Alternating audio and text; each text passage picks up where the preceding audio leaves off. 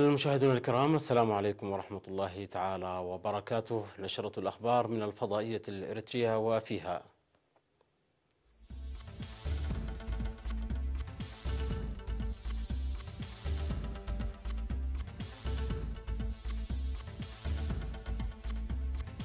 تنظيم منتدى رياضي صغافي في شمال البحر الأحمر. بذور القمح المحسنة تحقق نتائج مرضية في مندفرة. إشادة بالمحاكم الأهلية في جندع. وزير الدفاع الأمريكي يعلن فجأة استقالته. وزير دفاع بريطانيا يزور أوكرانيا. تظاهرات حاشدة في برشلونة والأمن يرد بقوة.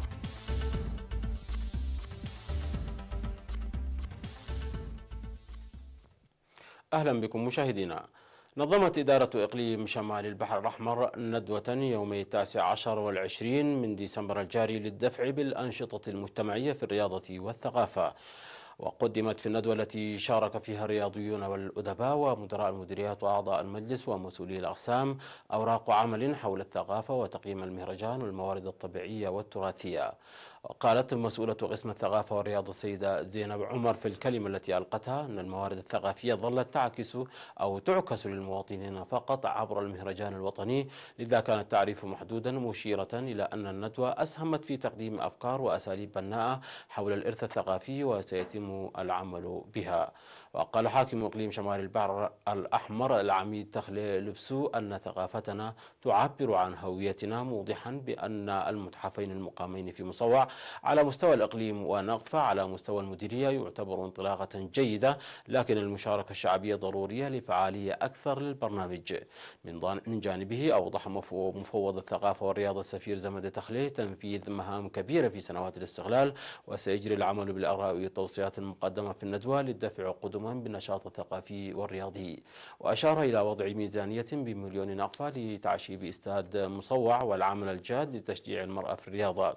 وأوسط الندوة بتمهيد الأرضية للتعرف على الموارد التراثية من خلال المهنيين وتنشيط مدراء المديريات لعملهم لاستكشاف التراث في مناطقهم وزيادة المهنيين الرياضيين في المدارس وإقامة الأندية وزيادة ميزانية الرياضة.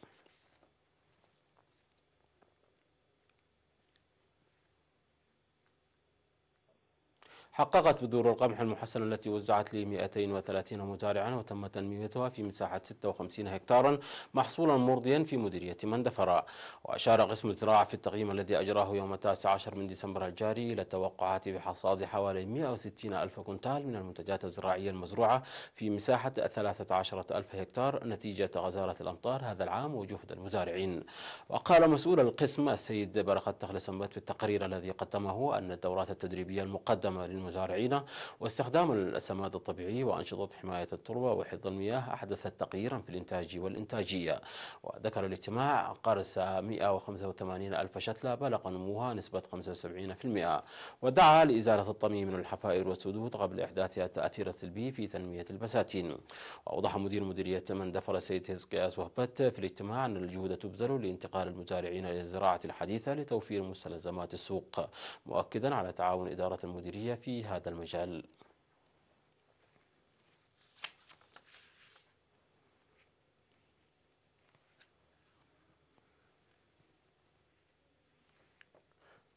أشاد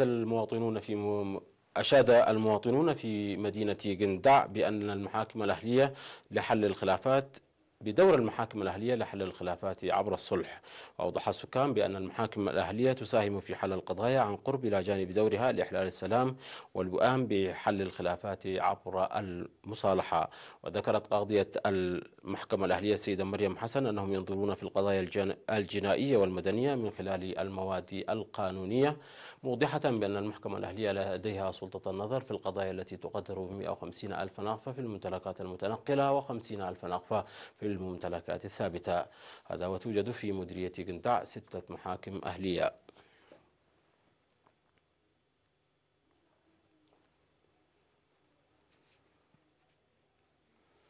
نظمت دورة تأهيلية في مديرية حقات هدفت إلى إدخال سبل الإدارة الجيدة وأعمال فاعلة لتطوير قدرات المعلمين المهنية وتعزيز العملية التعليمية.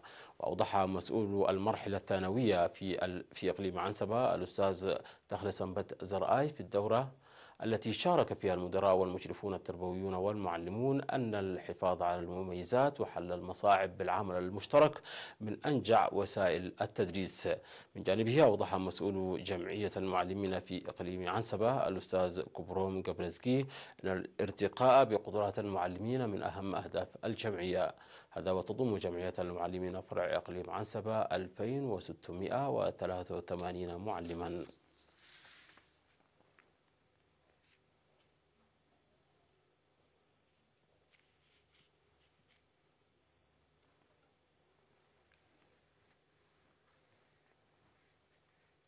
دعا مكتب التعليم في مديرية ابن حيلي مدراء الضواحي ومدراء المدارس لتنسيق الجهود لتقوية برامج محو الأمية.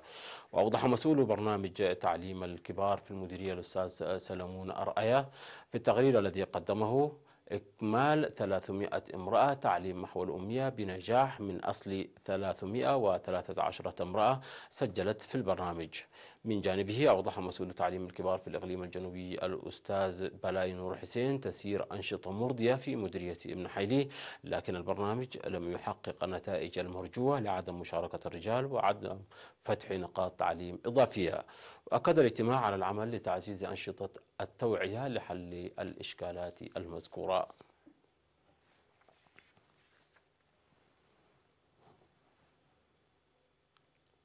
مشاهدينا، نشرتنا تتواصل من الفضائية الإريترية ولكن بعد فاصل قصير فابقوا معنا.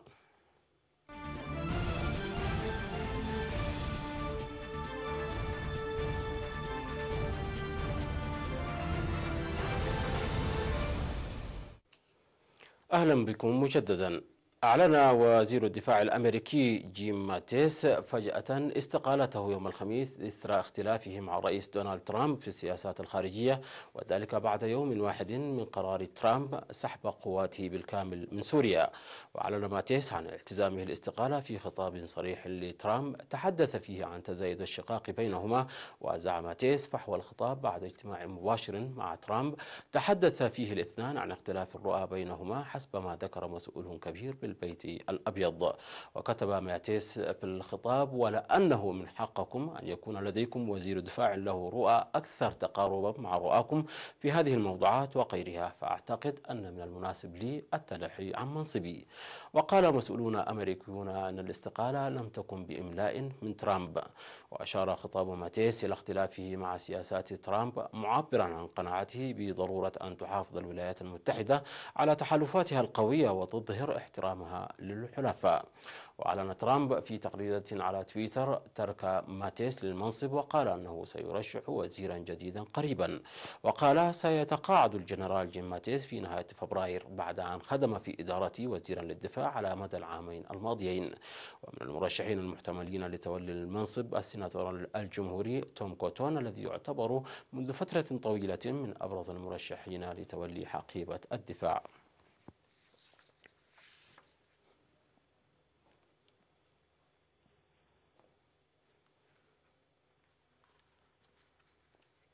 زار وزير الدفاع البريطاني جافين ويليامسون أوكرانيا يوم الجمعة، حيث قال لنظيره الأوكراني أن البحر الأسود ليس ملكا روسيا، وأن بريطانيا أرسلت سفينة تابعة للبحرية الملكية إلى هناك لتثبت لكييف أنها لا تقف بمفردها.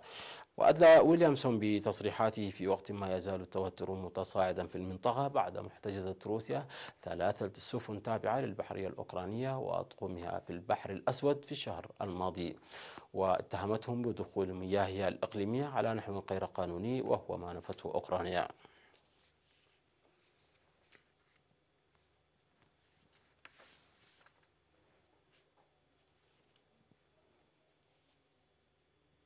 شهدت مدينة برشلونة الإسبانية الجمعة مواجهات عنيفة بين الشرطة والمحتجين خلال تظاهرة رافضة لاجتماع الحكومة الإسبانية في إقليم كاتالونيا. وعبر المحتجون عن غضبهم من عقد اجتماع لمجلس الوزراء الإسباني في برشلونة، حيث أغلقوا طريقا سريعا وعشرات الشوارع والأزقة، مما أدى إلى إعاقة الحركة المرورية من وإلى المدينة. وكان محتجون مؤيدون للاستقلال قد دعوا إلى الاحتجاجات لإظهار الاشمئزاز من قرار رئيس الوزراء الإسباني بيدرو سانشيز بعقد الاجتماع الأسبوعي لمجلس الوزراء في برشلونة. وتم منذ الساعات الأولى من الجمعة تعزيز الإجراءات الأمنية في الإقليم الشمالي الشرقي المزدهر بالمئات من شرطة مكافحة الشغب والشرطة الوطنية الإسبانية.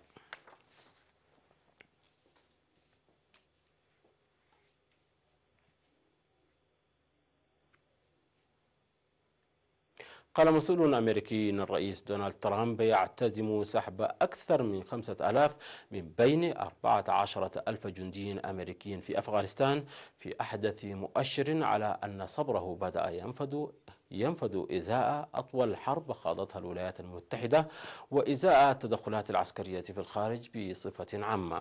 وقال مسؤول طلب عدم نشر اسمه أن قرارا اتخذ وصدرت أوامر شفهية لبدء التخطيط للانسحاب، وليس من الواضح كيف ستتمكن الولايات المتحدة بأقل من 9,000 جندي في أفغانستان من تنفيذ المهام المنوطة بها، والتي تشمل تدريب القوات الأفغانية وتقديم المشورة لها في الميدان وتنفيذ حملة ضربات جوية على أهداف لحركة طالبان وجماعات أخرى.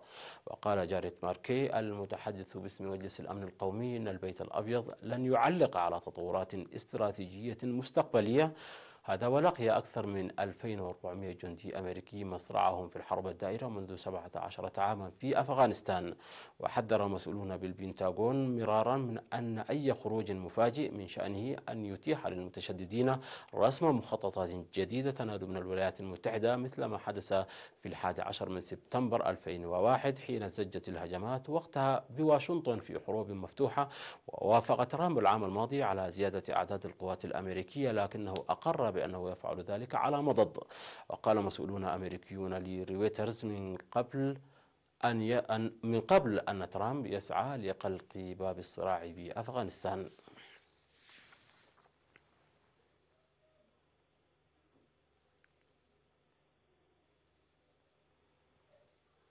على ويلفرهامبتون يكون قد فاز على كل الفرق البريطانية 32 التي واجهها كمدير فني لليفربول في جميع المسابقات. مشاهدينا، انتهت النشرة. شكرا على حسن المتابعة. تحية لكم أينما كنتم. إلى اللقاء.